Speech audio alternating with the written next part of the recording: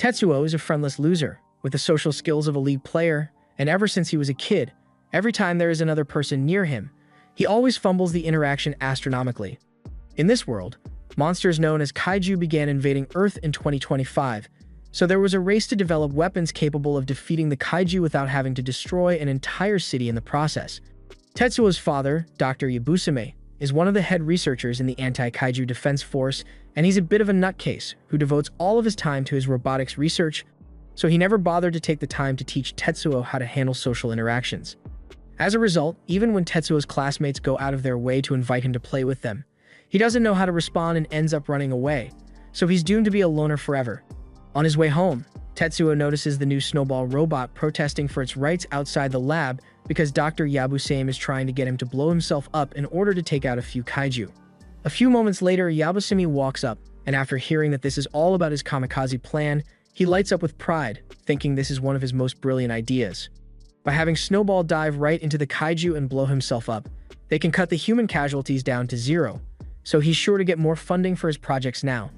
The other scientists are a little concerned because Yabusame is completely ignoring the fact that Snowball doesn't want to do this, or that a sentient AI isn't necessary if it's just going to act as a missile, but hey, he's the one in charge here. Later on, alarm bells ring out through the city as a kaiju attack is announced, and Yabusame thinks this is the perfect time to test out the kamikaze feature on Snowball, so he orders his subordinates to prepare for launch.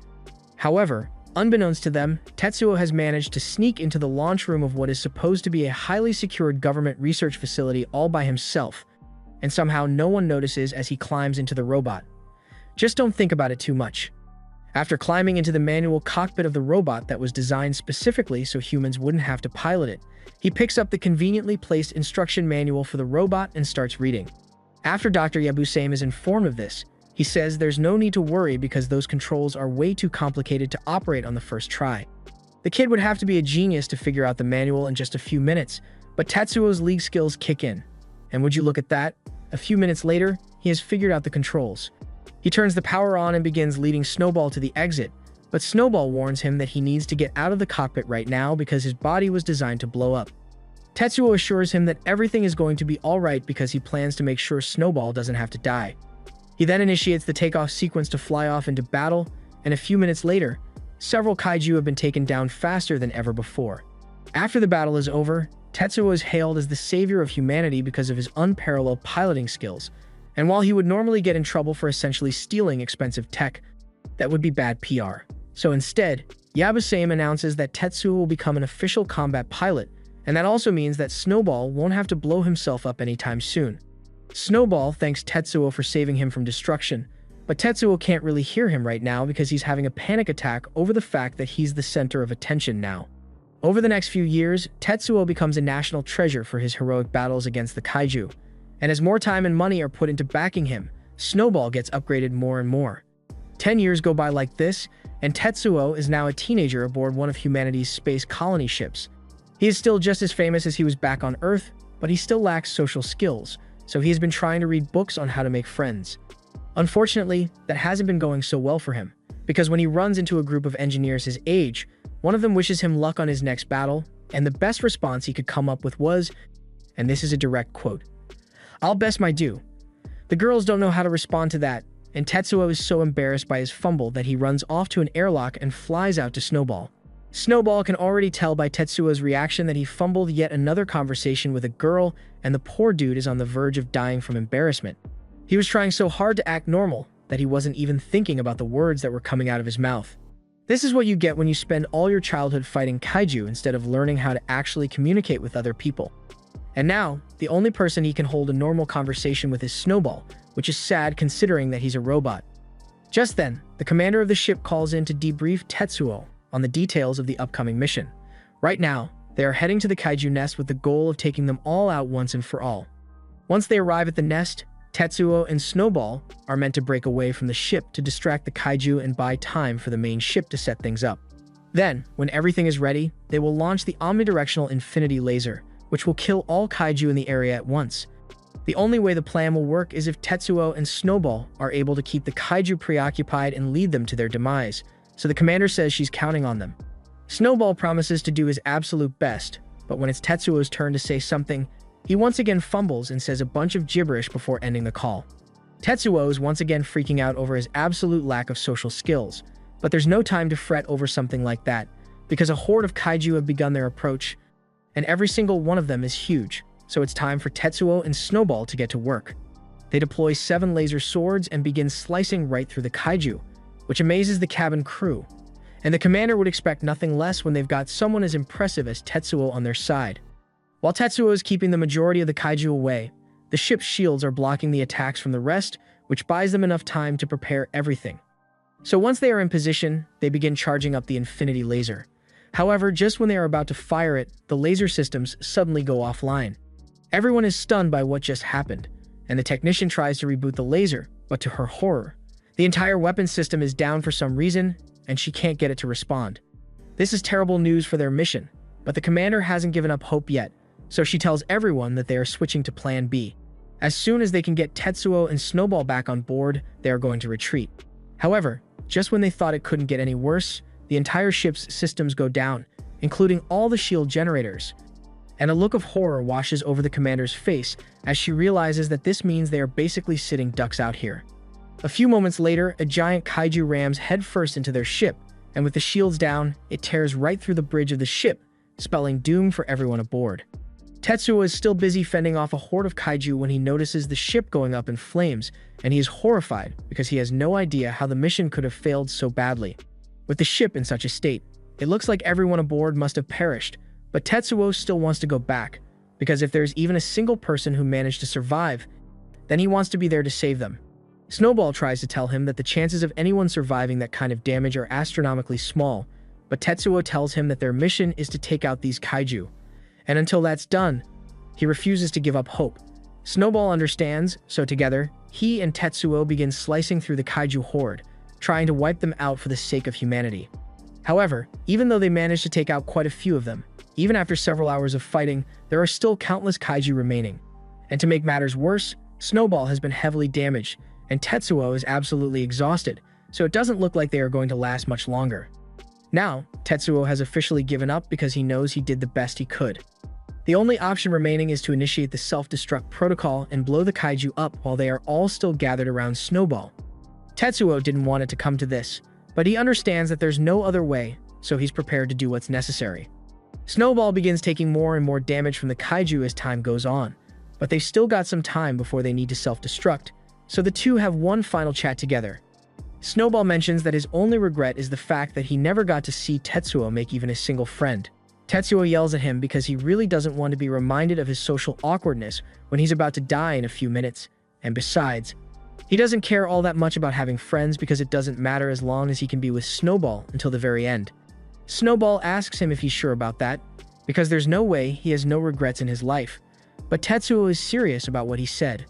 At first, he did make real efforts to spend time with other kids his age, but it never worked out because he didn't know how to approach them or ask to be included, so he spent most of his time alone. However, that all changed when he became the world's savior. Overnight, he started getting so much attention that he had no idea how to handle it, and that, in turn, made him shut himself off from the world even more. Eventually, he stopped caring about making friends altogether, but it's okay, because at least he got to spend his life with Snowball, so he's thankful for that. Hearing that from him makes Snowball feel extremely guilty, because everything he currently has is all thanks to Tetsuo taking a chance on him.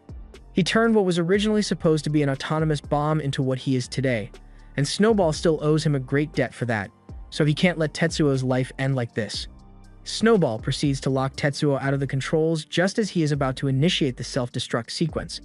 He tells Tetsuo that he's guilty of a crime, and that crime was taking advantage of Tetsuo's kindness and robbing him of 10 years of his youth, all so he could feel important.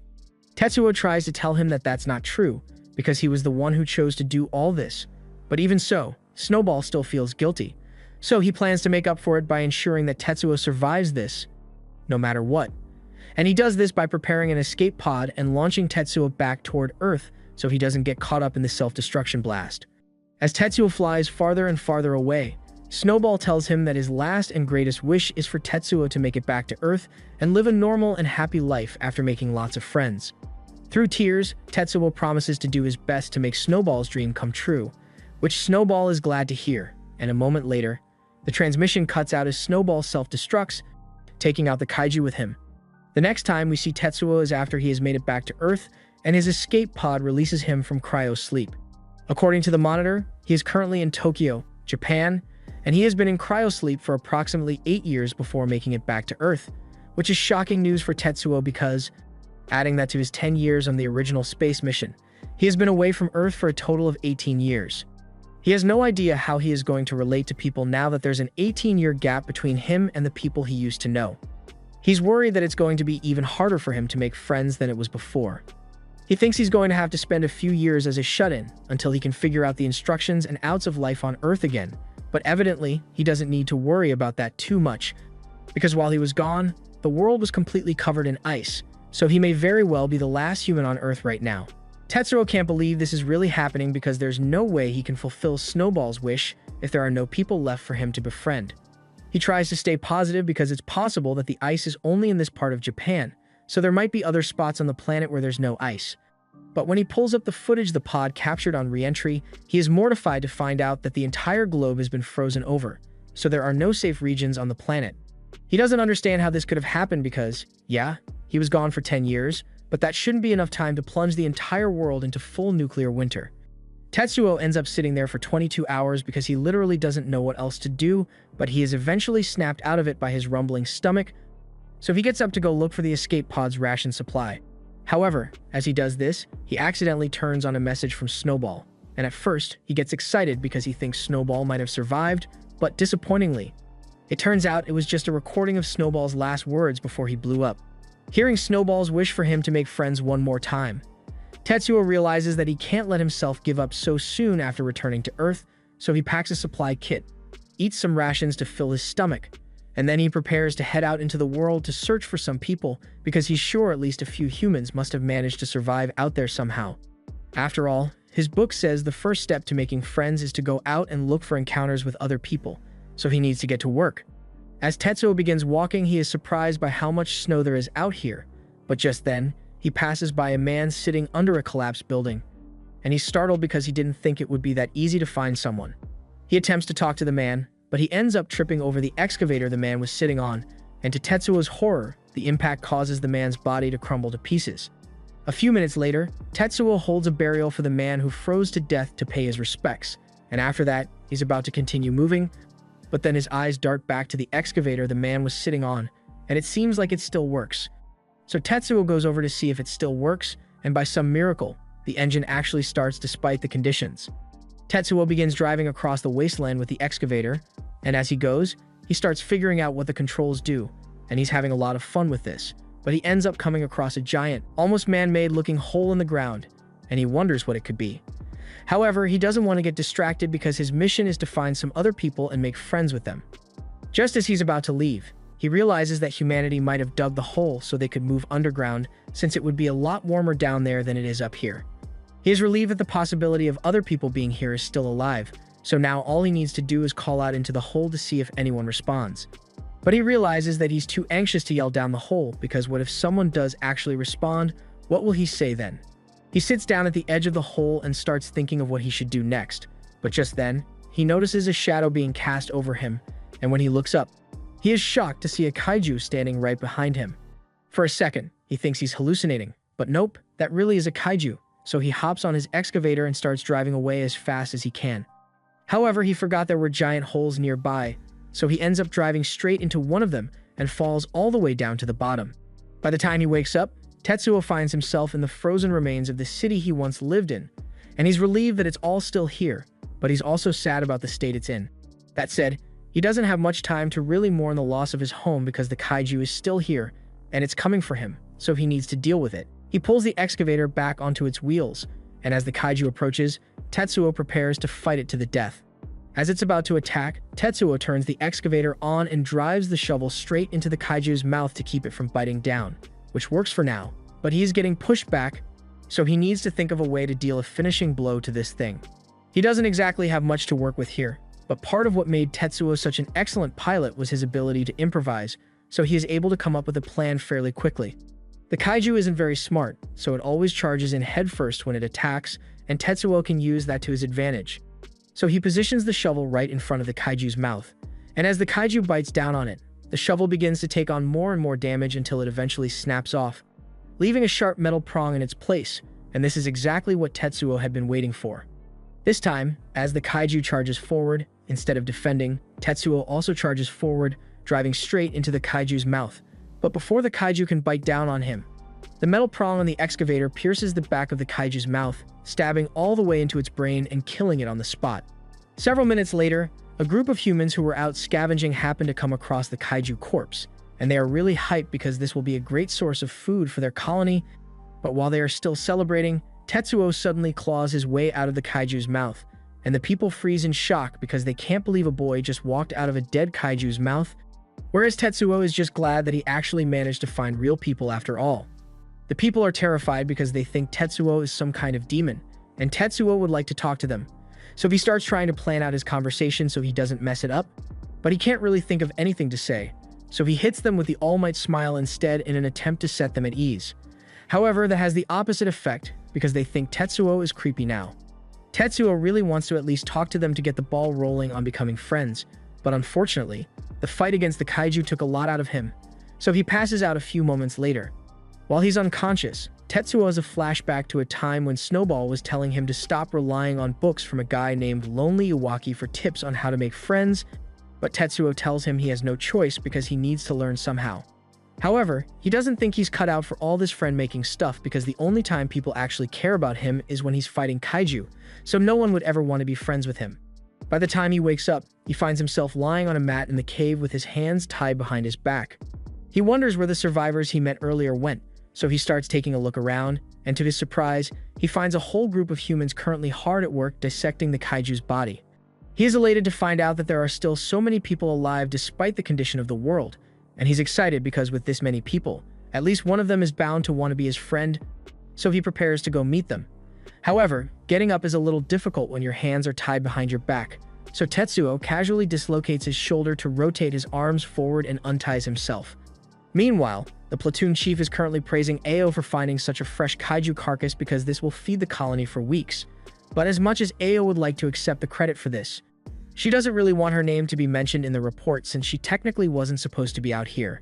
After all, exploring a kaiju nest is extremely dangerous, and someone as important as her isn't allowed to put her life at risk in missions like that.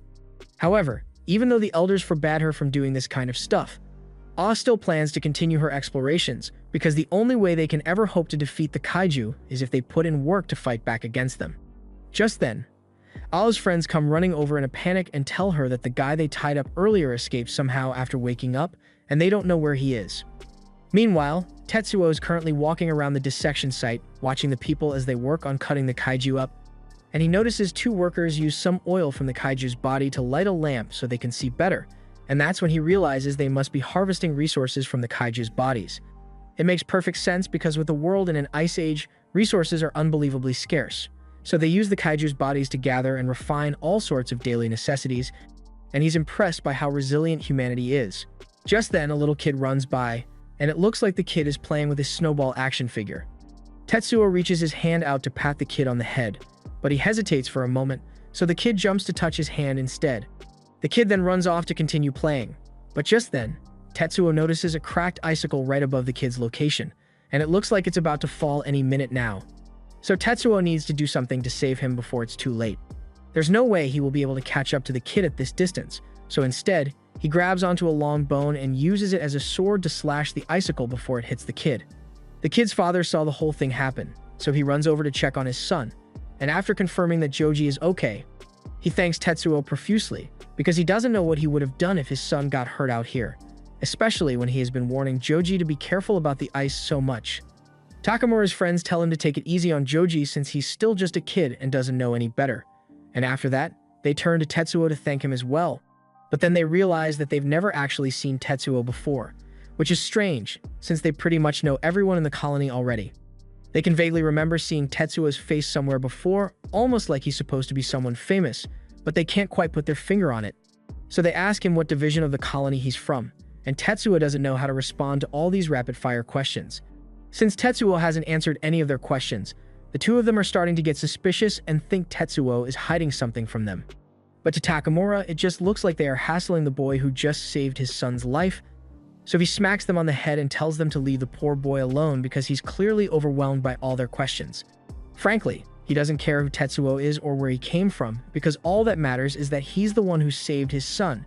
So he extends his hand to Tetsuo and formally introduces himself. Tetsuo can't believe he's actually getting a chance to talk to someone, and he doesn't want to mess it up. So as Takamura shakes his hand, Tetsuo works up the courage to introduce himself properly, which is the first complete sentence he has managed to say to another person in a long while, so that's a major achievement for him. Now that they've both introduced themselves, Takamura then tells Tetsuo to sit tight because he's going to grab the best cut of meat from that kaiju as a reward for him. Takamura's friends try to tell him that the leader is going to be mad if he gives away meat without permission, but Takamura says he doesn't care because this is a special occasion. Ao and the others also happen to see the whole thing unfold, and they had initially intended to recapture Tetsuo once they found him because they didn't know if he was a threat or not, but after seeing him rescue one of their own, Ao is convinced that he's a good person, so they can just leave him alone for now. However, just when things were going well for everyone, a giant hand suddenly reaches out from the shadows and grabs the head of the dead kaiju. The hand turns out to belong to another kaiju, and the sight of this thing has Tetsuo particularly shaken, because in all his years of slaying kaiju, he has never seen one like this before. The kaiju slams its hand down on one of the people, squishing them to death instantly before licking the juice right off its hands. And while everyone else is panicking, Tetsuo keeps a straight face and tries to think of a way to deal with the problem, but there really isn't much he can do. He doesn't have Snowball with him to fight. The excavator is already wrecked and he has no weapons to fight it with. No matter how he looks at it, the situation is pretty bad. But since the people here have probably dealt with this kind of thing before, he's sure they must know how to stop the kaiju. Never mind, they're just as unprepared as Tetsuo, so it's up to him to figure out a way to save as many of them as possible. One of the people gets so scared that he turns and starts running, but Tetsuo knows that kaiju react to sudden movement, so doing that will only make himself a target. He yells for the guy to stop, but it was too late because the kaiju had already raised its hand to squish him.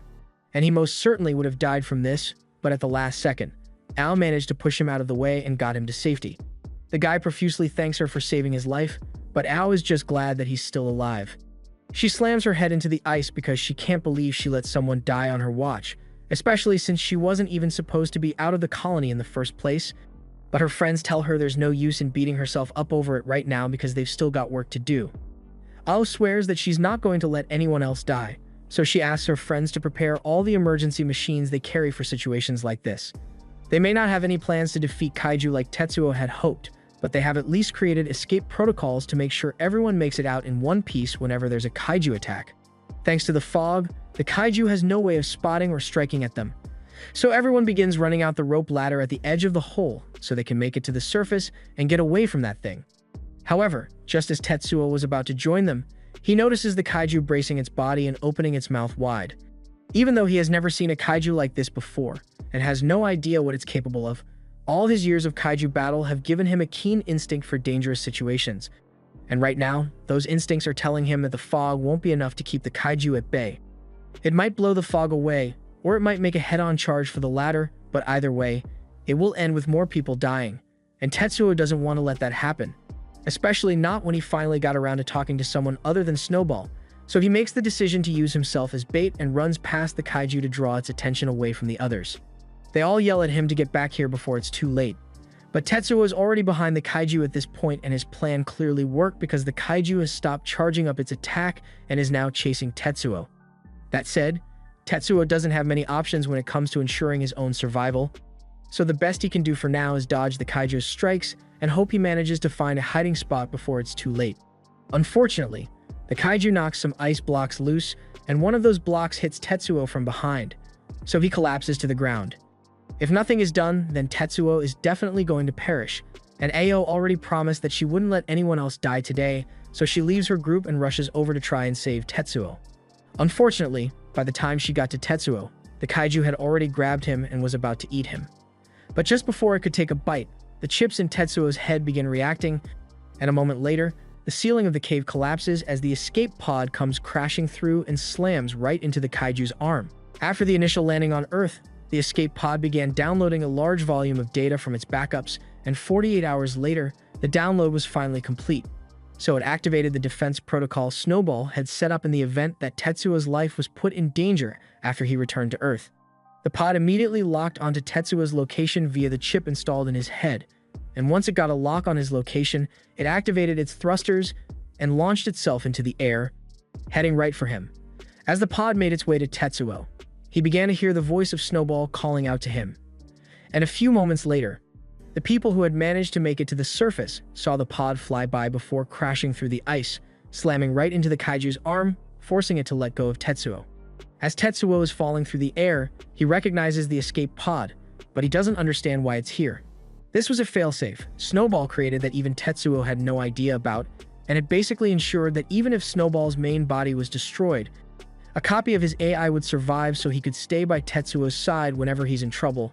And now that he's here, he activates the pod's combat mode and extends its arms and legs while catching Tetsuo at the same time. And as he lands, he asks Tetsuo if he's ready to fight together again. 14 years ago, when Tetsuo and Snowball were still starting out as kaiju fighters, they would get called out on missions to defeat kaiju that were attacking the city. But Yabusame, Tetsuo's dad and Snowball's creator, couldn't care less about them personally. All he wanted was the combat data from their missions. He even forgot to give Snowball his routine maintenance and gave Tetsuo a cup of oil instead of water, and after the battle was done, he couldn't even be bothered to greet Tetsuo and Snowball after they got back. They both had to deal with Yabusame's neglect, and in a way, you could say they were brothers in that way, which is why Snowball became Tetsuo's first friend. For a long time, Tetsuo has had an emptiness in his heart that wouldn't go away no matter how much he tried to fix it.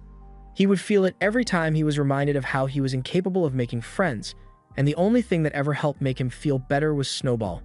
The kaiju raises its arm and attempts to strike at Snowball, but Snowball sees it coming and jumps back just in time to avoid it before using his jet boosters to fly back and headbutt the kaiju, knocking it off its feet. Tetsuo doesn't understand how this is possible because he saw Snowball blow up with his own eyes, but Snowball explains that the moment before the blast, he managed to transmit all of his data along with his personality to the escape pod. It was a bit of a rush job, so the installation process took a lot longer than he thought it would, but it worked, so he's back and Tetsuo couldn't be happier because he finally has his first friend back. Just then, the kaiju manages to get back on its feet, but it suffered a lot of damage from Snowball's strike earlier because its arm has been broken, and all the pain seems to have enraged it. Snowball mocks the kaiju and tells it has every right to be angry, because now that it's up against him and Tetsuo, it is doomed, even if they don't really have any good weapons to work with. That last part gets Tetsuo's attention, so he asks Snowball if he seriously doesn't have any weapons, and Snowball confirms it. After all, this was originally just an escape pod, and it is mechanically inferior to Snowball's original design, so they are lucky that it even has arms and legs. It's not like it's Snowball's fault, since he was just working with what he had available at the time, but Tetsuo is wondering how they are going to stop the kaiju if they don't have anything to attack it with. Snowball says it will be fine as long as they work together, but that doesn't really answer Tetsuo's question, so he's still really worried. Meanwhile, all the survivors are currently wondering where that giant robot came from and why Tetsuo is talking to it. But Ao reminds them all to keep their distance because it's still dangerous to get near that kaiju while it's still alive. The kaiju suddenly plants its arms into the ice and begins tensing up its body just like last time, and at a glance, Snowball can tell that it's getting ready to attack, so he warns Tetsuo, and Tetsuo manages to pilot them out of the way just in time.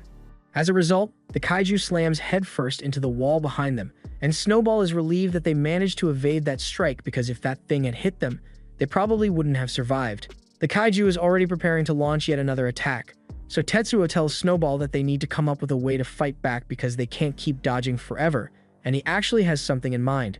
Meanwhile, as the people up top are watching the fight go down, they're starting to worry that Tetsuo might end up dying, but the squad leader tells everyone that he's sure Tetsuo will be fine. The others ask him how he is so sure of that, so he tells them to take a closer look at those two down there and reminds them that this isn't the first time they've seen this. Everyone turns to watch the battle closely, so they can figure out what the leader is talking about, and as the kaiju charges at the two of them, Tetsuo and Snowball brace themselves. Thankfully, they've come up with a way to attack the kaiju, so they activate a concentrated booster jet, creating a makeshift plasma sword for battle, and as the kaiju is about to hit them, they sidestep it and slice its head clean off its body in one swift motion. The sight of such an expertly executed maneuver reminds everyone of the savior who used to defeat kaiju for humanity years ago.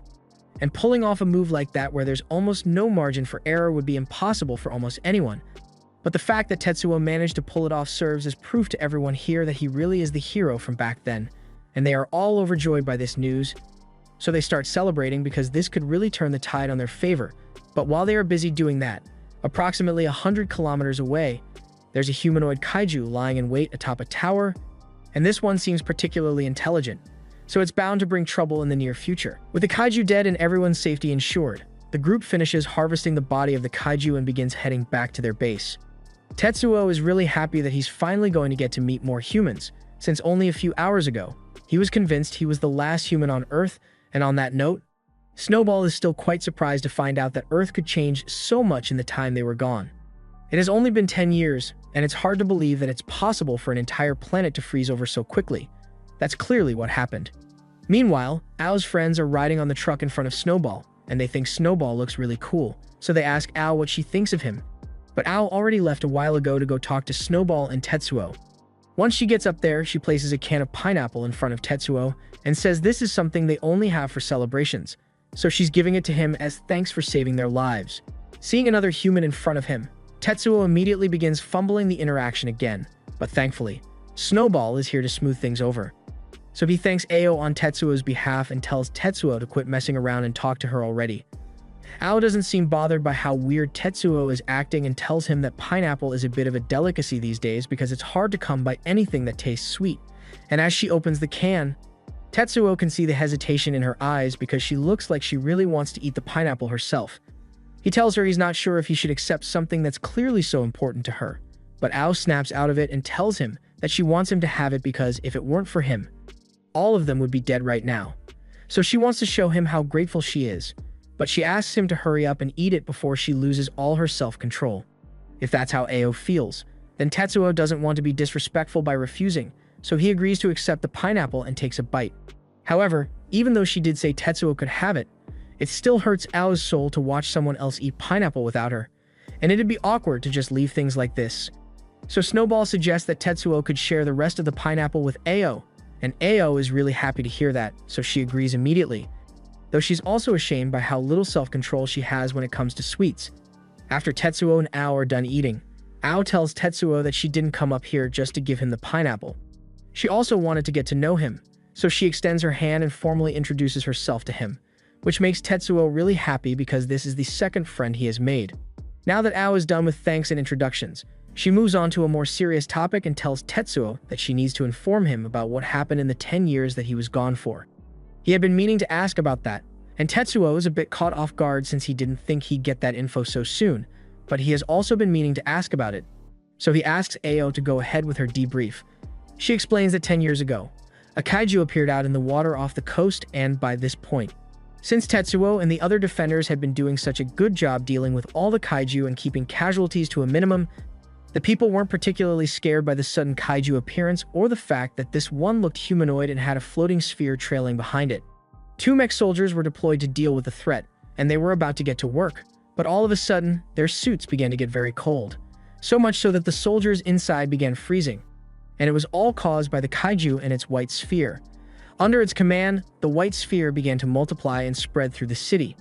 And at first, it didn't look like the bubbles did much, but the second they made contact with something, they burst, releasing a sub-zero blast wave that froze everything and everyone nearby. And the same thing happened in other countries all over the world, so now, all that's left is this frozen wasteland. From what Ao just told him, Tetsuo believes the mysterious kaiju must have appeared literally right after he left the planet to destroy the kaiju colony. But he can't believe that a single kaiju was capable of causing so much death and destruction on its own. He asks Ao why Erde, the UN anti-kaiju organization, didn't do something to stop it, but its appearance and attack were so sudden that they had no time to prepare, and after the damage was done, they didn't have the resources to launch a counterattack, so instead, they focused on rescuing survivors, and since then, humanity has survived for years like this. Tetsuo is a little worried that Erde might have disbanded, but Ao tells him she has heard rumors that Erde is still around, and they apparently even have an entire base out there somewhere, so he might be able to find them eventually, and Tetsuo is glad to hear that. As time goes on, the group eventually gets close to Ao's home base, so she calls over to Tetsuo and tells him they are almost there.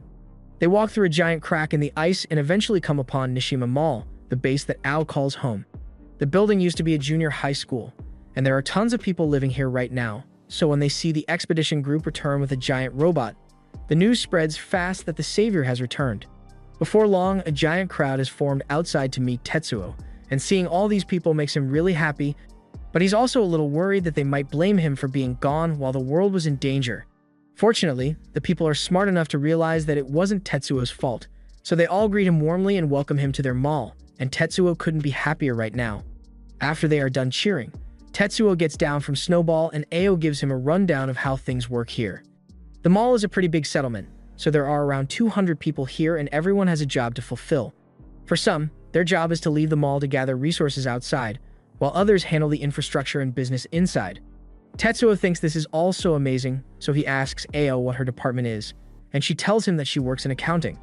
Hearing that has Tetsuo a little confused, because he doesn't understand why Ao is out in the wasteland when she's in accounting, and that's the fun part. She wasn't supposed to be there. It's kind of forbidden for her to leave the mall, so normally she would have tried to sneak her way back in so no one would notice, but the elders have already found out, and they look mad. So Ao calls Furumachi and Shinjo, and tells them it's time to go get yelled at together. In the meantime, she asks Takamura to take care of Tetsuo, and Takamura knows the perfect way to get him settled in, so he takes Tetsuo to the mall's hot spring. Tetsuo can't believe there's really a hot spring here because it's the last thing he'd expect to see considering the fact that the entire world is frozen over. Takamura tells him that he reserved the place to make sure no one would bother them while they are here, so they all jump in. And Tetsuo is absolutely loving it, since it has been 10 years since he had a nice hot bath like this. But now that he thinks about it, he wonders where the mall gets the energy to keep a hot spring going in conditions like this. And as a matter of fact, he didn't think much of it earlier. But even though everywhere else is frozen, the mall is the only place where there's absolutely no ice. So there's definitely something going on here. Takamura can already tell that Tetsuo is wondering why the mall is so warm, so he informs him that it's because there's a kaiju living under the mall right now. Tetsuo freaks out a little after hearing that, but Takamura tells him there's nothing to be worried about because it's perfectly safe, and it's all thanks to the kaiju tamer who saved them. 11 months after the world had been frozen over, the group of survivors had been wandering the wasteland looking for a new place to stay, but the Nishima Junior High, which they had planned to hunker down in, already had a massive kaiju hanging out in the area, and that was their last hope, so they currently had nowhere else to go. Before that point, the survivors had been doing everything in their power to stay alive, and they had been gathering at emergency shelters, but whenever kaiju got too close, they were forced to abandon their temporary base and move to a new location. But their resources soon ran out, and once they were on the verge of death, they were left with no other choice but to eat kaiju meat. That meal ended up killing half of the survivors because their stomachs couldn't handle the toxic meat. Initially, some refused to eat it, but without food in their bellies, the cold was sure to kill them sooner or later, so before long, every last one of the survivors had eaten the meat. Of those survivors, Ao was in really rough shape because the kaiju meat was taking a toll on her, and one of the group members began suggesting that they might be better off leaving her behind.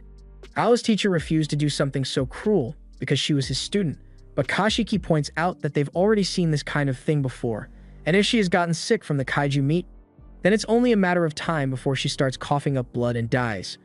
Kashiki isn't necessarily wrong, but Takamura still thinks he's being a jerk for even considering leaving a child behind, so he's about to go beat him up. But just then, they all notice that the kaiju that was hanging out near the school isn't there anymore, and the next thing they know, it has appeared right beside them. They all start panicking and running away, but then a second kaiju appears behind them, so the group panics even more and flees behind a piece of ice for safety. They all think they are doomed since there's no way they can outrun two kaiju on foot, but they soon realize that the kaiju aren't chasing them. They are staring each other down, and if those two are about to fight, then they can use that distraction to escape. However, just then, Takamura realizes that Ao isn't with the group anymore, so he turns to the teacher who is carrying her. But the man was so shaken by the double kaiju attack that he accidentally dropped her while he was running away. Takamura immediately tried running out to go save her, but everyone else held him back because it was too dangerous. Thus, Ao was left alone in the middle of the snow, and as she is slowly freezing to death, her hair begins to turn white, and she hears a voice in her head asking her how it feels to be so close to death after being abandoned by her own people. Ever since Ao ate the kaiju meat and began feeling sick, she had begun hearing a voice talk to her every once in a while, and the voice seems to find the whole situation intriguing. It wants to know what emotions go through the head of a dying human just before they lose their life. Ao thinks about how she feels right now, and she says she really doesn't want to die in this stupid place because there are so many things she hasn't gotten to do yet, and she's scared of what's going on happening to her now. The voice finds all of Ao's emotions amusing because it's exactly what he thought it would be, a mix of fear, despair, regret, and hatred for the people who abandoned her, but Ao stops him on that last one because she doesn't hate any of the others. Takamura and his wife always shared their food with the kids, even though there wasn't always enough to go around. Her teacher is a big scaredy cat, but he always steps up when he is needed, and even Kashiki, who suggested that they should abandon her. He may seem cold-hearted, but he is the one who cries the most whenever a member of the group dies, so she knows he was just looking out for the group's best interests. That's why she doesn't hate any of them. And in fact, she still wants to do all she can to protect them, so she gets up and stands 10 toes down against the kaiju. The kaiju was about to devour her, but at the last second, the second kaiju drop kicks it in the face with a flame attack. And it is then revealed that the voice Ao had been hearing this entire time was coming from the kaiju. It tells her that it is greatly intrigued by the emotions she just shared with him, and he wants to learn more about what human emotions are like, so he would like her to teach him. And as a connection is formed between the two of them, Ao's body begins to burst out in flames, just like the kaiju's. The others see this, and they have no idea what's going on.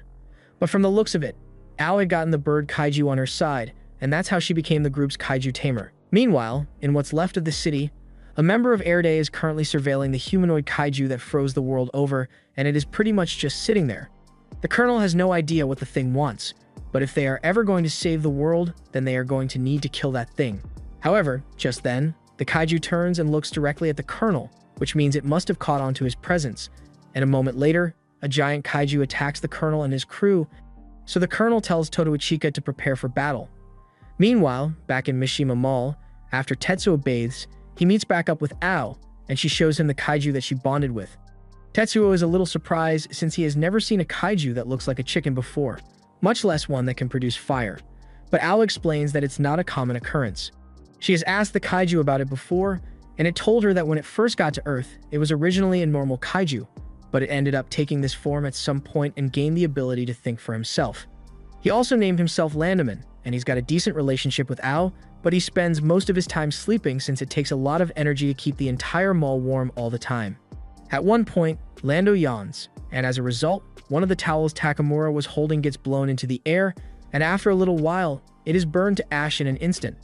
Takamura is disappointed because that was his favorite towel, but seeing that reminds Ao to warn Tetsuo not to get too far away from her.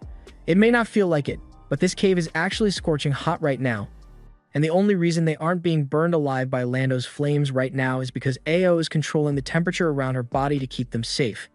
It's not as powerful as Lando's, but Ao also has the ability to produce and control flames, and that ability is the only reason that they've been able to survive in this frozen world for so long. So Ao believes that the only way humanity can truly come out on top is to get closer to the kaiju, and she promises to protect everyone with the power she has acquired. That said, Ao can't exactly say she completely understands Lando, because he agreed to stay down here and act as the compound's heater, which basically eats up all of his spare energy, and in exchange, all he ever asked for was for Ao to come and read him one book a day.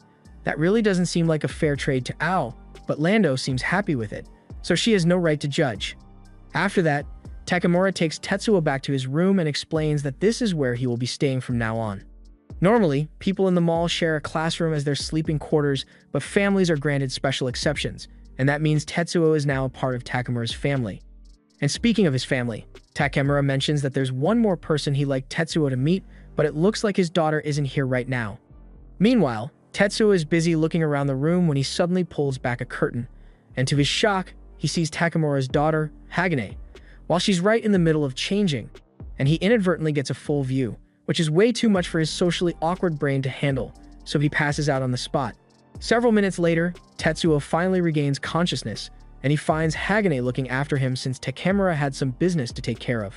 He is still eager to make new friends, so he immediately gets up and introduces himself to Hagane, and Hagane explains that her dad asked her to look after Tetsuo while he's gone. He also left a letter for Tetsuo and asked her to give it to him once he woke up, and Tetsuo is really happy because receiving a letter from friends is one of the milestones for friendship he read about. Takamura basically wanted to tell him that he would be back later tonight, and until then, he hopes Tetsuo can get along with Hagane. He also asked Tetsuo to keep Hagane away from her mother's workshop, because going there will probably stir up a lot of tragic memories, especially since Hagane's mother died last month. Learning that makes Tetsuo feel bad for Hagane, but she suddenly gets up and asks him if he would like her to give him a tour of the facility. Tetsuo says he's happy to go along with her as long as it's not to the workshop Takamura mentioned. But lo and behold, she ends up taking him to the workshop. She explains that her mother used to be a higher-up in the tech department, so she had her own research and development workshop built, and to carry on her work. Hagane has been using it in secret even though her dad tells her not to. Tetsuo is impressed because Hagane's mom seems like an incredible person, and Hagane is really happy to hear him say that. She recalls how her mother used to praise her inventions whenever she'd show them to her, and she always loved receiving head pats afterwards, so since she finally has someone to show, she asks Tetsuo for his honest opinion on her latest invention. Meanwhile, the Colonel and his team just barely managed to escape that giant kaiju, and they were able to do it thanks to the kaiju they have under their control. But if they want to beat that thing, then the Colonel says they are going to have to integrate the flame kaiju at Mishima Mall into their fighting force, completely disregarding the fact that the people there needed to stay warm. His subordinate also informs him that there are rumors going around that Tetsuo has returned from space with a weakened version of Snowball. And hearing this, the Colonel is filled with anger because he can't believe that Tetsuo didn't end up dead in space as planned. But if he's really back, then the Colonel thinks this is a perfect opportunity to steal both the flame kaiju and the Snowball robot in one go. And once he has the power of both under his control, the V-Erde organization will become the saviors of the world. Back at Mishima Mall, Takamura finally returns home, and he is surprised to find both Tetsuo and Hagane absolutely exhausted, so he asks what they were up to. And Tetsuo is about to tell him that he and Hagane just spent a long time going back and forth on the details of her invention. But Hagane doesn't want her dad finding out about the fact that she was in the workshop today, so she shuts Tetsuo up. Anyway, Takamura brought ingredients for dinner, so using a hot stone, he boils a pot of soup and grills some kaiju meat. But since Tetsuo hasn't adapted to eating kaiju meat like the rest of them yet, Takamura warns him to stick to the veggies because he might end up getting sick. After dinner, they all go to bed on the floor. But Tetsuo is having a hard time going to sleep because he's so happy to finally be doing friend activities. But while Tetsuo is smiling ear to ear with joy, Hagane is having a nightmare of the day her mother died. And it was pretty gruesome because she had to watch as her mother's already dismembered body was eaten by a kaiju right in front of her. Meanwhile, out in the snow near Mishima Mall, there's a kaiju named Artemis who is currently munching on some kaiju brains, and he desperately wants to try eating more humans for a change. That kaiju is bonded with one of the Colonel's subordinates, and it has the ability to communicate over extremely long distances, so he has been relaying information to them as they are on their way to begin their attack. It confirms that both the Flame Kaiju and the Snowball Robot are indeed at Mishima Mall, and since that has been confirmed, the Colonel intends to kill everyone there so he can take both for himself. After all, he doesn't care about anyone who refuses to accept his Verde salvation. That said, it's going to take them a while to get to the mall, so a week goes by without incident. And in that time, both Tetsuo and Hagane have been sneaking off to the workshop together to work on Hagane's project, and it's finally complete. It's a set of weapons, and Hagane feels incredibly relieved now that it's done because she has been so nervous since she started working with gunpowder. Tetsuo doesn't really understand what she was so worried about, but that's just because with all the fighting he has done, he's already used to working with explosives. On that note, Tetsuo asks Hagane why she was building something like this in the first place, but before she explains, Hagane asks Tetsuo to come a little closer. Tetsuo does as she asked, and Hagane tells him that this is something her mother used to do for her whenever she did a good job, so she'd like to try doing it for someone else. Tetsuo isn't sure what she's talking about, but then Hagane places her hand on his head and tells him he did a good job. This comes as a shock to Tetsuo, and Hagane soon turns beet red because this is way more embarrassing than she thought it would be. So she takes her hand off his head and apologizes to Tetsuo for making him put up with her request. But Tetsuo already passes out from embarrassment. A while later, they are all having dinner as usual, and Hagane thinks to herself that it has only been 45 days since her mother died. Yet she doesn't find it all that strange that Tetsuo is currently sitting in her mother's old spot. In fact, it almost feels like Tetsuo has always been part of the family, but be that as it may, she can't forget about what happened to her mother and the horrible sound of her body being crushed in the kaiju's mouth. So, until she avenges her, Hagane won't be able to rest. Later that night, Tetsuo wakes up and discovers that Hagane isn't there anymore. He realizes she left a letter for him, so he takes a look at it, and he is shocked by what it says. Hagane is currently out by herself with the weapons she made with Tetsuo, and she intends to hunt down and kill the kaiju that ate her mother. The reason she didn't tell anyone else about it is because she knows her dad would try to stop her, but she's starting to regret coming out alone when she comes face to face with Artemis. Artemis is overjoyed because he remembers Hagane's scent, because he had planned to eat her right after her mother, but because Ao and Lando showed up, he was forced to retreat. At first, Hagane was terrified, but when she remembers what this thing did to her mom and what she came here to do, she steadies herself and prepares for battle. Artemis swings at Hagen, expecting to crush her with ease, but to his surprise, Hagen dodges without so much as a scratch, and it's all thanks to the first part of her invention, the anti-kaiju hover boots. They have an automated evasion system built in, so even if Hagane doesn't have time to react, she can still evade its attacks. However, she didn't come here just to run, so she takes out the weapon she developed with Tetsuo. Tetsuo had warned her that something like this wouldn't be enough to kill a kaiju, since even if you gut a kaiju square in the mouth, it would only amount to a flesh wound. But Hagen said that's fine because she doesn't need to kill the kaiju to get her revenge. She fires a rocket right into the kaiju's mouth as it charges at her. And as the rocket explodes, countless little serrated blades she and Tetsuo had made are launched into the kaiju's mouth. Each blade was designed to be impossible to remove, and at even the slightest bit of vibration from the kaiju's vocal cords, the blades will vibrate, causing intense pain. So under conditions like that, the kaiju will never be able to eat again, condemning it to eventual starvation. This is the conclusion of Hagane's revenge, but she didn't really think of a plan to survive after that, so she just falls to her knees and awaits death. However, before the kaiju could swipe at Hagane, Tetsuo and Snowball come zooming by and slice right through the kaiju's arm. Snowball then tells the kaiju to get lost before they obliterate it, and Artemis is left with no choice but to retreat. Now that the threat is gone, Tetsuo runs over to Hagane to check if she's okay, but he ends up tripping and landing right on top of her instead, and in that moment, he says the only thing he can think of and tells her she did a good job by herself, and hearing that brings Hagane to tears because it reminds her exactly of how her mother used to say it. This is a touching moment, but all of a sudden, Snowball senses that something is wrong, so he tells Tetsuo to get back in the cockpit immediately so they can get out of here. But it's already too late for that. The Colonel and his crew are closing in on their location, and even though Artemis was defeated, the Colonel isn't concerned because they've got a whole army of kaiju under their control. And since they are already close enough, he tells arrows to fire, hitting Snowball with a wave of projectiles that blow him up. Tetsuo is able to dodge Heracles' first attack using Snowball's booster pack, but Heracles is unbelievably fast and strong, so it's not going to be easy to beat him. For now, Tetsuo is able to more or less keep up with Heracles and parry his sword strikes with Snowball's remaining arm, but not much else, so he asks Snowball to do something. Thus, Snowball activates his secret feature, but it turns out that all it does is make a side-folding chair. 10 years ago, when Tetsuo's father was finishing up the preparations for the space mission, he asked Snowball if he had any special requests he'd like added to his body. That's when he came up with the idea for an inbuilt escape pod that turns into a smaller robot. But on top of that, Snowball also asked for an extra seat to be built into the cockpit because he had hoped that one day, Tetsuo might make a proper friend, and when that happens, he wanted him to be able to invite that friend aboard if he wanted to. There's also a bunch of board games and a takoyaki grill built in here, but that isn't really going to help them in this situation. On the bright side, the extra seat does have some utility, because now that Hagane has fastened herself in, Tetsuo can go all out with his movements. So he parries one of Heracles' sword strikes and proceeds to roll across his sword while slashing his shoulder at the same time. This leaves a deep gash in Heracles' arm, which should limit its mobility from now on, but unfortunately, Tetsuo wasn't able to make it out completely unscathed.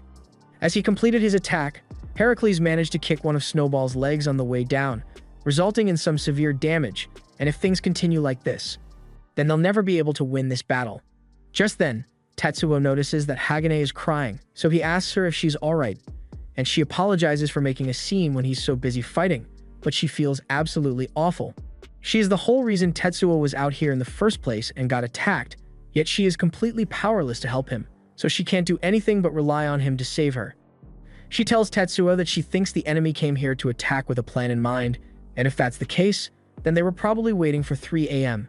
because that's when Ao and the others usually go out exploring. That means she is away from the mall right now and unable to protect it if it gets attacked, so Tetsuo really is their last line of defense. He needs to defeat these guys quickly and make it back to the mall in time to stop the attack, but Heracles doesn't seem like the kind of kaiju that will go down quickly, so Tetsuo will never make it in time. He still doesn't know what these guys are after, or why they are attacking the mall in the first place, and with the damage Snowball has already sustained, he is at a severe disadvantage here. So he won't be able to win by sheer force or skill right now, at least not without gaining more information about the enemy. Thus, he comes up with the idea to just ask Sagami directly to see how he responds. Snowball is shocked by Tetsuo's idea, because this is the first time Tetsuo has ever willingly suggested communication, and he sees that as massive growth for Tetsuo's social skills, even if this isn't the best of situations to use them. Tetsuo asks Snowball to turn the external speakers on so Sagami can hear him, because if he can figure out what Sagami's motive is, then he might be able to find a weakness to exploit, or maybe even avoid a battle altogether if he's lucky. Tetsuo has Snowball give a timeout sign to Sagami, and Sagami finds it amusing that Tetsuo would call a truce at a time like this, so he agrees to stop fighting for now. Tetsuo then works up the courage to ask Sagami why he is doing all this, and Sagami says he is simply trying to save the world. Something about the way Sagami said that doesn't sit right with Snowball, so he is starting to wonder if it was a mistake to let Tetsuo talk to this guy. Sagami goes on to say that all he wanted to do was borrow the fire kaiju at the mall so he can use it to take down the humanoid ice kaiju that froze the world over. And Tetsuo takes all of his statements at face value since he has never had to deal with a psychopath before. He tells Sagami that if he really wants to save the world, then there's no need for them to fight since they can work together. And Sagami admits that working with Tetsuo would probably make the job easier. But there's one problem with that. He hates every single atom of Tetsuo's being, and not a single day goes by without him preying on Tetsuo's downfall, so he won't be satisfied until he has killed him with his own two hands. Snowball cuts the transmission midway through Sagami's rant, but the damage has already been done because Tetsuo's morale is in shambles after what his biggest hater just said. People who have trouble communicating with others often put up mental walls subconsciously to keep themselves from getting hurt, and all that hate from Sagami really did a number on Tetsuo's confidence. When Heracles attacks again, Tetsuo can no longer keep up as well as he used to, and before long, Snowball's arm gets damaged, leaving him vulnerable to attack. And at that moment, Heracles slices a portion of Snowball's head clean off, leaving Tetsuo in utter despair. Snowball falls to the ground after the damage he suffered, and under Sagami's orders, Heracles begins stomping on Snowball's body, intending to finish Tetsuo off once and for all. Inside Snowball, Tetsuo and Hagain can see Heracles stomping on them, and it's only a matter of time before he breaks into the cockpit, but there's not much they can do about it. Tetsuo blames himself, because now that he has failed, everyone at the mall is going to die as well. The memories of Sagami calling him a useless failure of a savior start coming back to him, and Tetsuo really doesn't want to think about that in his final moments. So he snaps out of it and activates the last functioning part of Snowball, the booster rockets. He is trying to gain enough height so they'll be outside Heracles' attack range, but as they are flying into the air, before Tetsuo even realizes it, Heracles is already on top of them. It must have seen through Tetsuo's escape plan and jumped at the same time he took off, so he would be on top of them by the time they got into the air. Tetsuo is having a full-on panic attack because he no longer believes he can defeat this kaiju, and defeating kaijus is the only thing he has ever been good at, so if he can't do that, then he might as well be dead. Snowball can see that Tetsuo is in no condition to handle the situation right now, so he takes the controls from him and ramps up the power of the booster jets to intercept Heracles' slash before redirecting himself to headbutt Heracles right in the sternum, stunning him long enough for them to escape past him, although Heracles did manage to graze Snowball a little. As Snowball is flying away, he apologizes to Tetsuo for suddenly taking control without asking him first, and Tetsuo apologizes to Snowball because it's his fault that he suffered so much damage. He should have known that a guy like him has no business trying to hold a conversation with a total stranger like that.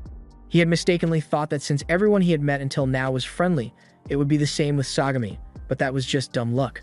He really thought he had grown, and that maybe he could handle things by himself, but at the end of the day, it turns out he hasn't changed at all, because he is still messing up when it matters most, so he never should have tried to go outside his comfort zone like that.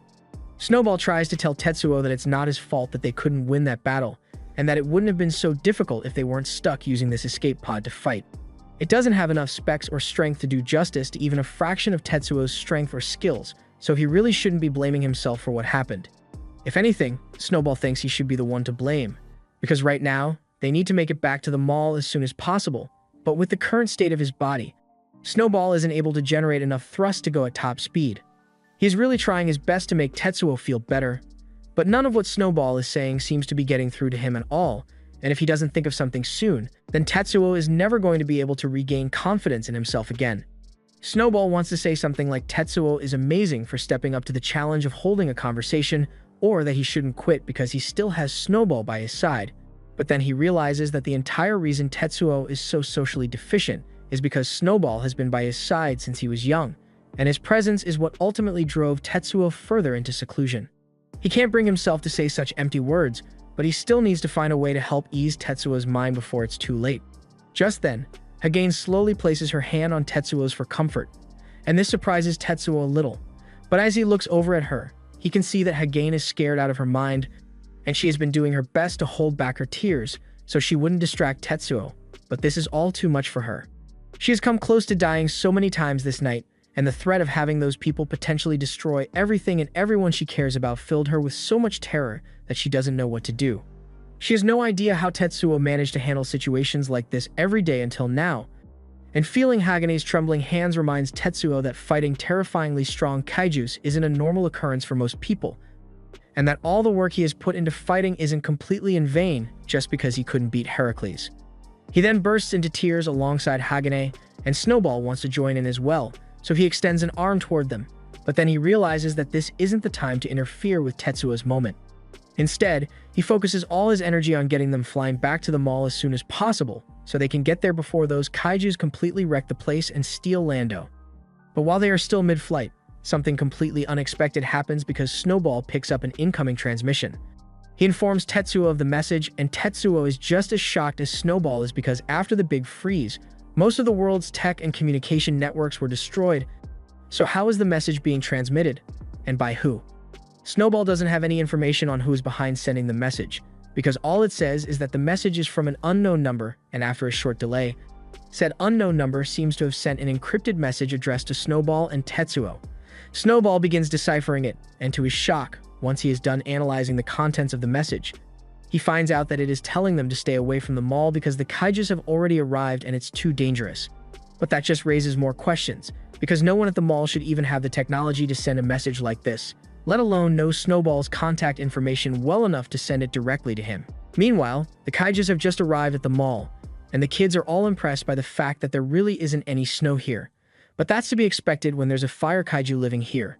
The original plan was to basically destroy everything and claim the fire kaiju for themselves after all the dust has settled, but Tamiya still has a conscience, and he is starting to wonder if this is really necessary since there has to be a more peaceful way to resolve all this, like making the pilot of the flame kaiju join forces with them instead of simply destroying the mall for no reason. However, he is told by the others that they can't do that. The captain's dream is for Viridi to become the sole saviors of humanity, so they can't join forces with anyone, and Makoto agrees, especially since the captain told them they are allowed to kill any of the masses that refuse to acknowledge Viridi as their savior, so civilians are fair game. Tamiya relents and agrees to go on with the mission as planned, so he tells Makoto and the others to spread out and surround the building just in case, so nobody escapes. He then prepares Eris's ability and begins aiming the projectiles at the school. Eris's ability allows it to morph its horns into various different types of projectiles depending on the situation and fire them with insane accuracy. Tamiya plans to bombard the school with so much overwhelming force that the people inside will immediately lose the will to fight, and from there, once the survivors come out and start surrendering, things should go smoothly. He primes his grenades to explode, and once they are all ready, he launches them right at the school's building, resulting in massive explosions all around, but to his and the others' surprise, once the dust clears, the mall is still standing because they had activated an anti-kaiju shield generator that was installed on the roof. Inside, the mall engineers have all gathered in the control room to begin taking countermeasures against the invaders. And the boss is really annoyed since using the barrier so much is going to be a huge waste of electricity, but they don't really have much of a choice here. In the meantime, Takemura is desperately trying to send out a message to Snowball to see if Tetsuo and Hagane are alright, and to his relief, he eventually manages to get through to them. While he's talking, the boss says it's time for them to strike back against the enemy, so they should begin preparing the weapon systems, and outside, Tamiya recognizes the barrier as one of the K2 anti-kaiju barriers that were used by Erde before the Great Freeze. Makoto doesn't understand why a mere school building would have a military-grade barrier, but Nayuta calls him an idiot and explains that the school didn't originally come with the barrier. Instead, it must have been added by some of the engineers who live here in preparation for a potential kaiju attack. But considering the current state of the world, it must have taken them ages to create such strong defenses, and Nayuta is excited to see what they have in store here. The building's armory soon comes online, and several missile turrets emerge from the ground, all aimed right at the kaiju. On the boss's signal, dozens of missiles are fired right at Tamiya, But even with countless warheads heading his way, Tamiya seems perfectly composed because he knows that something like this won't be enough to take him down. He then orders Eros to make some defensive maneuvers. So Eros splits its horns into dozens of tiny pieces and sends them all flying right at the missiles, intercepting each and every one of them before they can even get close to Tamiya. On the monitors, the Mishima Mall team can see that all their missile attacks failed, and they are starting to panic a little, but the boss tells them to stay focused and just keep firing. So that's exactly what they do. Meanwhile, Nayuta begins approaching the building from above and starts clawing away at the barrier with his kaiju. So far, the barrier has managed to withstand his onslaught, but each strike does a significant amount of damage to the barrier's integrity, so it won't be able to hold out for much longer. Thus, they decide to target him instead and begin firing at Nayuta, but his kaiju is way too fast and dodges the gunfire before he gets hit. He does the same with the subsequent missile strikes as well, and he is having the time of his life, so he tells the mall to keep the missiles coming. But once they run out of ammunition, it's going to be over for them. And while Nayuta has been busy dodging missiles, the other two just hunkered down and hid because they are nowhere near fast enough to dodge like that. Everything that has happened so far is currently being recorded by a drone which has been flying overhead this entire time. And it also happens to have a view of Sagami and the remaining Virta members as they make their way over here. Otoichi tells Sagami that once they make it over those mountains up ahead, it won't be long before they arrive at Mishima Mall. But then he notices that Sagami seems really upset for some reason. Just then, Hercules stops moving and falls to its knees because it can't keep going anymore. And that's when Sagami screams out in frustration because he can't believe things are turning out so poorly for him. Hercules spits up a ton of blood, and Otoichi is surprised because he didn't think that attack Snowball landed could have done so much damage to Hercules, but he really seems to be down for the count right now, and Sagami is throwing a full-blown tantrum, though that's something the others are used to by now. Otoichi tells Yuma that once Sagami is done with his tantrum, they can continue heading over to Mishima Mall. And he also doesn't think there's any need to worry about Hercules because injuries like that are nowhere near enough to be fatal to a kaiju. And since Hercules is tougher than your average kaiju, instead of 3 days, he should be back up and running in no time. The camera on the drone then pans over to Snowball, who is still heading towards the mall, and they find out that the drone watching them is actually one of Takemura's inventions. It's a high-altitude drone with a high-def camera which can be used to search for people around the mountain, but it doesn't have much battery life left at the moment, so it won't last much longer. The idea for it was originally proposed by Suzu, his deceased wife, so he had it developed as a final wish. The only reason she even came up with the idea in the first place was because she was worried about Hagane always trying to sneak out of the mall on her own every chance she got. So she thought a machine that could search for her would come in handy someday. When Takemura initially woke up and found Hagane's letter detailing her need for revenge, he immediately booted up the drone and started searching for her all over the place, which is when he managed to spot Snowball in the middle of his battle with Hercules.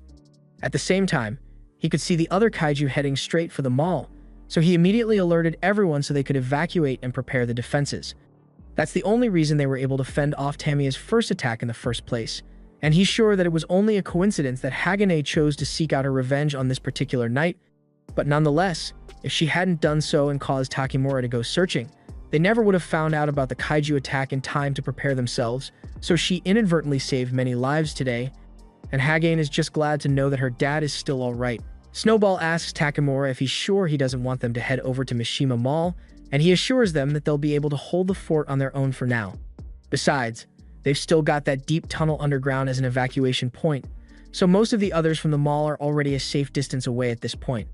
Now all he needs is for Tetsuo, Hagane, and Snowball to head over to the evacuation point as well, and Tetsuo assumes that must mean there are enemies attacking the evacuees that Takemura wants him to deal with, but Takemura says he just wants Tetsuo to evacuate with the others. After all, it's not like he can keep fighting much longer after all the damage he has already suffered. Not to mention the fact that Tetsuo looks like he has been crying non-stop from how scary all this has been for him. Technically, Tetsuo has been crying a lot, but Snowball clarifies that it wasn't because he was scared of fighting, it's because Sagami insulted his very existence, and even just thinking about it is getting Tetsuo teary-eyed again. Takemura is a little surprised that a few insults were enough to make Tetsuo cry even though he's perfectly fine with life and death battles, but that's not really important right now. So the boss just tells Tetsuo and the others to hurry up and evacuate because they can handle things here on their own. Takemura then cuts off the communication line and turns to the boss, asking if this is really her first time talking to Tetsuo since she seemed pretty heated just now. and she did previously work for Airday too, so she might have met him before, but she refuses to answer that question and instead asks how the evacuation is going so far. She is informed that around 90% of the people have made it out, but they are still in transit to the evacuation point, so it doesn't look like they are going to make it in time. To make matters worse, Takemura reports that they are almost out of power, so the barrier won't last much longer. A few minutes later, the barrier ends up shutting down, and the second it's off, Nayuta and his kaiju grab onto the building and rip out the barrier generator. The boss says they had to use all the electricity they generated from Lando's heat over the course of many years, and now it's all gone, so they have nothing left to fight with. Nayuta is disappointed to hear that since he was hoping to play a little longer, but he tells her that they did pretty well to last this long against their assault. He feels like it would be a waste to just kill them outright when they are so talented, so for now, he decides to keep them as hostages while Rico digs down to look for Lando, since they know he's under the school somewhere. However, despite how hopeless the situation seems, the boss doesn't look scared at all because she knows they've still got a trump card up their sleeve. A good distance away, Ao's friends are panicking by the truck they just crashed into a ditch a few minutes ago. And they can't believe how poor the timing was because they had just received a message from Takemura telling them that the mall is currently under attack, but with the truck stuck, there's no way they'll be able to get it out in time to make it back to the mall. However, Ao refuses to let her home be destroyed, so the second she heard it was under attack, she took off running back towards the mall. After Ao gained her powers, her body became several times stronger than a normal human's, so she is able to run incredibly fast. She blames herself for being away from the mall at such a critical moment because she wanted to goof off and explore, especially since she had sworn to protect everyone with these powers of hers, and she can only hope that everyone there is still alive somehow. When Ao eventually arrives at the mall, she leaps into the air and calls out for Lando to get up and help her fight. And down in the tunnels, just as Rico is getting close to Lando's chamber, she suddenly feels the air become extremely hot. Before she even has a chance to react, she is already engulfed in the flames of the now awakened Lando. And now that Lando and Ao are together, they are going to do everything in their power to stop the invasion. Nayuta isn't too worried about her at first, because there's no way she can attack while he's holding her friends over here hostage. But when he turns back, he realizes that Takemura and the others from the control room are already long gone. He hadn't really planned for that, but he still doesn't think Ao and Lando are much of a threat because even with Rico out of the picture, it's still 3-on-1 kaiju battle, and there's no way they can lose with this much of a numbers advantage.